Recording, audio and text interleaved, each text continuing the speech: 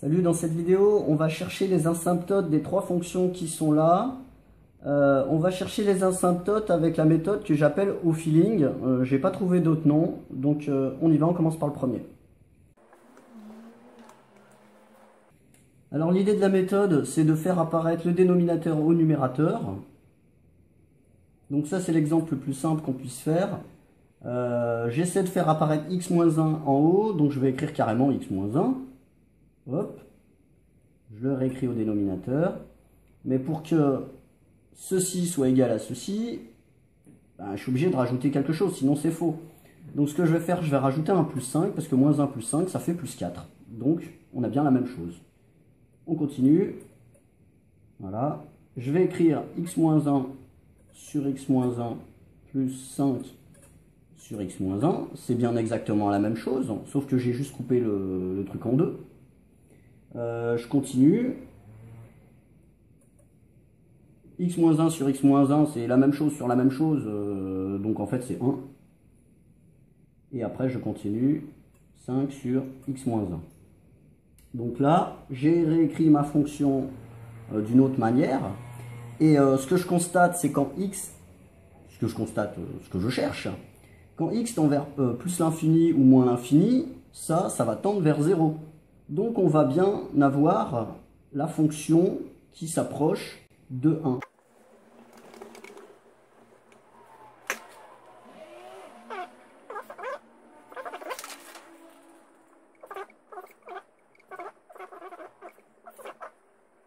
Alors voilà le deuxième exemple. Bah là ça se complique un peu. On va essayer de faire apparaître le x-2 au numérateur. Alors on y va. On va se mettre par là.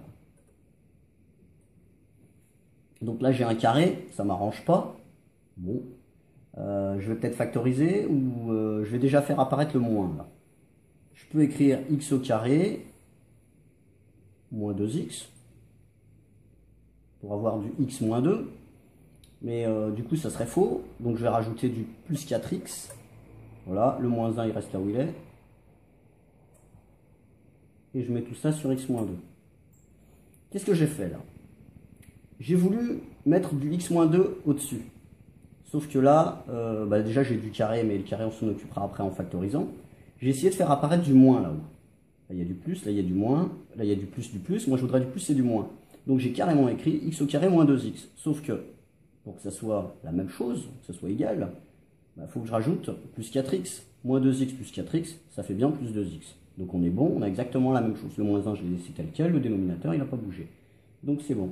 On continue comme ça. Moi, ce que je veux là-haut, c'est du x-2. J'y suis presque. Si je factorise par x ce morceau-là, c'est bon, j'aurais fait apparaître mon x-2 déjà. Donc je vais factoriser par x. Voilà, déjà. x-2 au dénominateur. Il me reste de l'autre côté, donc le 4x-1, il reste tel quel pour l'instant. Donc là, on va pouvoir simplifier par du x-2. Je vais avoir du f de x égale x facteur de x-2 sur x-2 plus 4x moins 1 sur x-2. Voilà.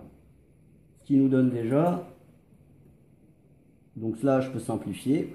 Il va me rester x plus 4x moins 1 sur x-2. Est-ce que ça, c'est mon asymptote? Non, j'ai pas encore terminé parce que je peux encore arranger ça. On va se le noter dans un coin. Je vais me le noter dans un coin. Bon, on va d'abord on va effacer ça.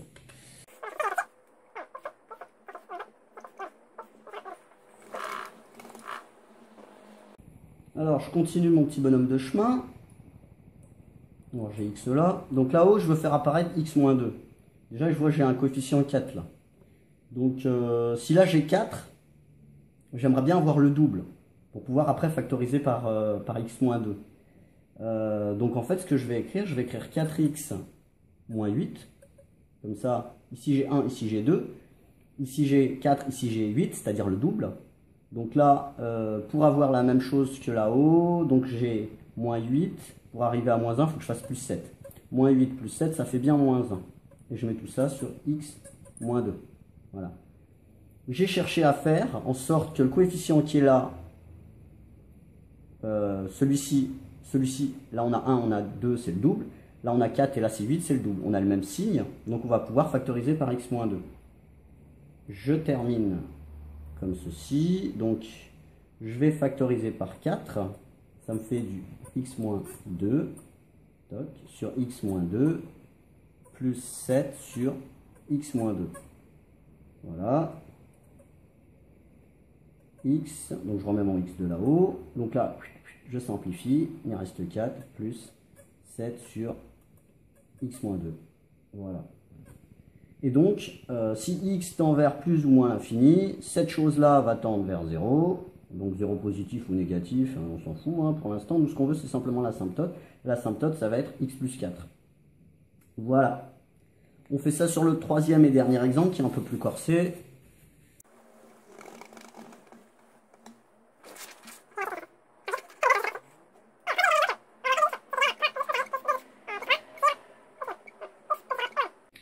On va faire exactement la même chose que dans les deux autres exemples. On va faire apparaître x plus 1 là-haut. Alors comment est-ce qu'on va faire apparaître x plus 1 là-haut? Déjà en factorisant par 3, en factorisant par 3x par exemple. Si je factorise par 3x, ça pourrait être une bonne idée. Alors, qu'est-ce que je vais essayer de faire? Donc je vais tout à l'heure factoriser par 3x. Donc là du coup j'ai x. Si tout à l'heure je factorise par 3x. Ensuite, qu'est-ce qu'il me faudrait? Ici, il me faudrait 3x en fait. Parce que si je factorise ça par 3x, ça va bien me donner 3x facteur de x plus 1. Sauf que c'est pas ce que j'ai là-haut. Donc, pour avoir la même chose que là-haut, je vais simplement mettre moins x. Est-ce que c'est ça? Je réfléchis un peu. 3x au carré, il est là. 3x moins x, ça fait bien 2x. Je rajoute le plus 3 qui, lui, n'a pas bougé. Je divise par x plus 1. Voilà. Et maintenant, je vais pouvoir factoriser par 3x. Là-haut. J'ai bien, du coup, du x plus 1. Voilà. Le moins x plus 3, il reste là où il est parce que je ne sais pas quoi encore faire encore tout de suite. Voilà. De la même manière, je vais pouvoir écrire, je vais séparer ça comme ça. Je vais pouvoir écrire 3x facteur de x plus 1 divisé par x plus 1 moins, on va mettre plus, comme ça je préfère le laisser là-haut pour pas qu'il y ait d'erreur de signe, moins x plus 3 sur x plus 1. Voilà. J'aime pas mettre le moins là parce que sinon il faudrait que je change le signe à l'intérieur et franchement c'est se compliquer la vie pour rien. Donc là je vais pouvoir simplifier, ce qui va me donner f de x égale 3x plus moins x plus 3 sur x plus 1. Donc ce qui est là, je vais pouvoir encore l'arranger. Ça, c'est pas encore mon asymptote, on y est presque. Comment est-ce que je sais que j'ai terminé ou pas? Ben, tout simplement que faut réfléchir un peu. Si x tend vers plus ou moins l'infini, ben ça va tendre vers quelque chose, mais pas 0, quoi. Enfin, ça nous fera de l'infini sur l'infini, c'est une forme indéterminée, donc c'est pas du tout ça. Donc en fait, c'est qu'il y a encore du boulot là-dessus. Donc ça, c'est pas encore l'asymptote qu'on cherche. Allez, encore un petit effort et on y est.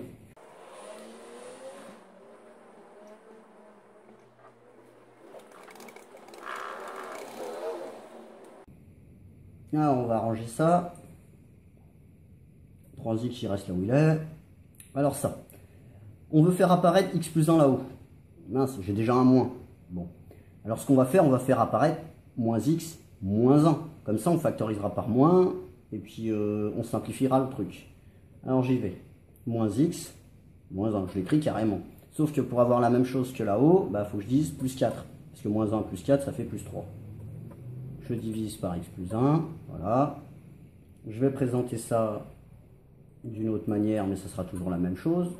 Moins x, je vais factoriser par moins, donc moins x plus 1 sur x plus 1.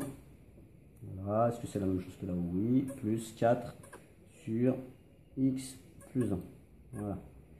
Donc maintenant, je peux tout simplement écrire 3x, donc x plus 1, ça simplifie. Là, il me reste moins 1, j'écris moins 1, et il reste 4 plus x plus 1. Est-ce que c'est ça l'asymptote? Est-ce que j'ai vraiment fini? Quand x tend vers plus ou moins l'infini, tout ça, ça tend vers 0. On ne s'occupe pas de savoir si on est au-dessus ou en dessous, on cherche juste l'équation. Donc ça tend bien vers 0 en l'infini. Et donc ça, c'est bien l'équation de notre asymptote. Voilà pour la méthode au feeling. J'espère que tu as compris. Sinon, tu peux poser des questions dans les commentaires. Voilà.